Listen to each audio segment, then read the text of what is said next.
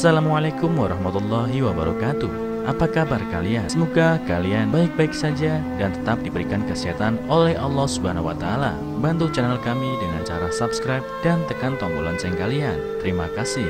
Semoga kisah ini bermanfaat. Seorang pengemis diusir oleh pelayan toko roti. Pemilik toko keluar untuk melayaninya dan itu membingungkan cucunya. Di depan sebuah toko roti yang sedang berkembang, berdiri seorang pengemis yang bau dan kotor. Para pelanggan yang sedang mengantri merasa jijik dan mengerutkan keningnya sambil memandang pada pengemis itu. Pelayan toko berteriak pada pengemis itu, "Pergi ke tempat lain, jangan di situ." Pengemis itu mengeluarkan uang yang tampak kotor dan kusut dan menunjukkan kepada si pelayan toko dan berkata, "Saya ingin membeli roti, tolong yang termurah." Tiba-tiba pemilik toko roti keluar dan berjalan menghampiri pengemis itu dengan sekotak roti yang baru diangkat dari panggangan dan memberikannya kepada pengemis. Pemilik toko membungkukkan badan dengan antusias kepada pengemis itu dan berkata, "Terima kasih atas pembelian Anda, silakan datang lagi." Pengemis itu merasa tersentuh dan tersanjung karena ini adalah pertama kalinya dia diperlakukan sebagai pelanggan.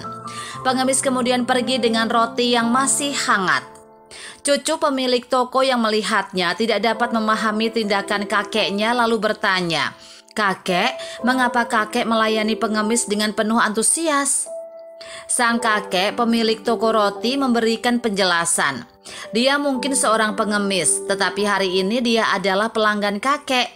Dia ingin makan roti dari toko kakek dengan menghabiskan banyak waktu untuk mengemis untuk membeli roti kakek. Ini benar-benar kehidupan yang sulit baginya. Jadi kakek harus secara pribadi melayaninya. Jika tidak, kakek akan mengecewakannya karena dia ingin membeli roti kakek dan sebagai pelanggan. Cucunya bertanya, "Jika demikian, mengapa kakek mengambil uangnya?" Pemilik toko roti menjawab, "Hari ini dia adalah pelanggan, bukan pengemis yang datang untuk meminta makanan. Jadi kita harus menghormatinya. Jika kita tidak menerima uangnya, bukankah itu akan menghina dia? Kita harus ingat untuk menghormati setiap pelanggan yang membayar karena bisnis kita akan terus berjalan oleh pelanggan setia kita." Cucu itu mengangguk dan mengerti arti kata-kata itu. Pemilik toko roti yang disebutkan dalam cerita ini adalah kakek dan Yoshiaki Tsutsumi, pemilik toko roti terkenal di Jepang.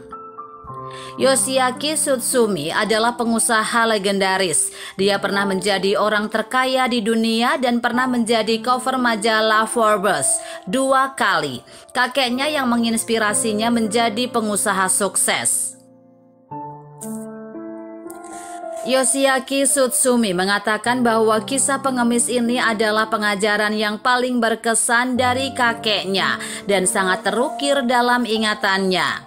Sampai sekarang dia masih ingat seluruh cerita termasuk gerakan kakek dan kata-katanya yang dia ucapkan kepada pengemis.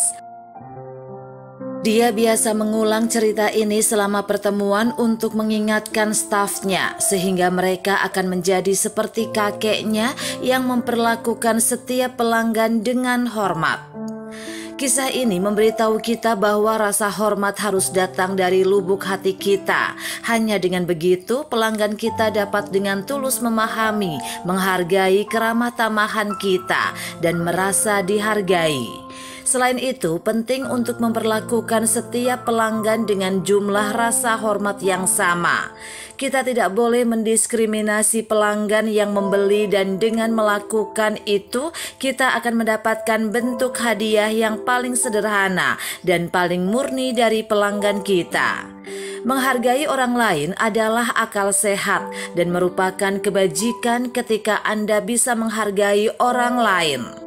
Seorang filsuf Tiongkok, Mencius, pernah berkata, "Dia yang mencintai orang lain terus dicintai oleh mereka.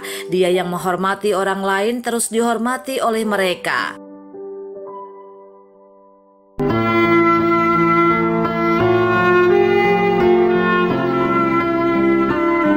Assalamualaikum warahmatullahi wabarakatuh. Apa kabar kalian? Semoga kalian baik-baik saja dan tetap diberikan kesehatan oleh Allah Subhanahu wa taala. Bantu channel kami dengan cara subscribe dan tekan tombol lonceng kalian.